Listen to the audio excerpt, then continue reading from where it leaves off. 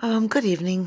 Happy weekend. I hope everybody's in a great place and got outside today and just had a nice day.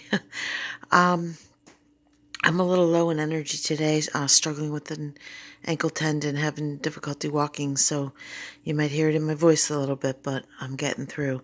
So I'll begin with a card, and I forgot the deck. I will put it in the notes. It is, instead of praying for an outcome, I pray for the highest good of all. And I love this deck. It's mostly in black and white with very little color, and it's mostly drawings. Like I said, I'll give this as the back of the cards. And I like this card because it kind of speaks to what's going on globally now. Everybody is worried about their agenda, their plan, their neighborhood. And I just feel like, we're diverse now. We're changing. We have the Capricorn old structure is being dismantled. The divine feminine is taking over.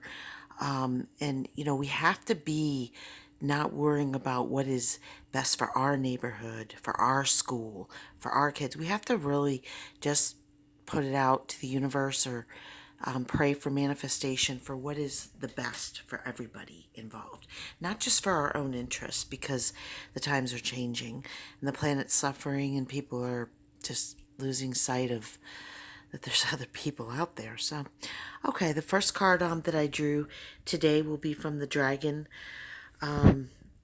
This is it, the Dragon Oracle card book and deck, and I like this deck as well.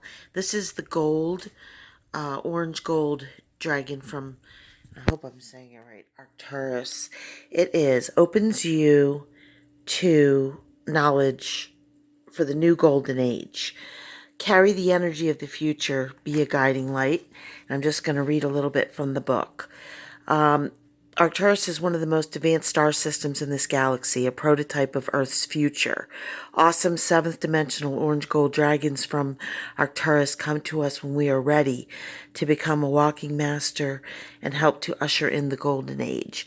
When a spiritual army of these dragons move to a place, they stimulate great evolutionary change in all that they touch. Guidance. It's not by chance that you have incarnated during this extraordinary 20-year period when our planet is undergoing a double-dimensional shift. Earth needs spiritual leaders and light bearers. These dragons are blazing their light towards you, for it holds the vision of our fifth dimensional future. They are inspiring to do your part.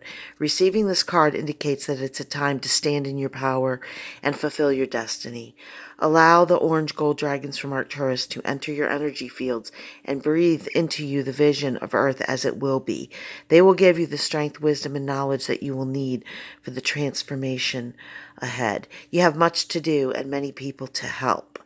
So pretty much we're in a time of change. Light workers are suffering. They're out there. They're helping. A lot of people don't want change, and it's coming. So the earth is just screaming for help.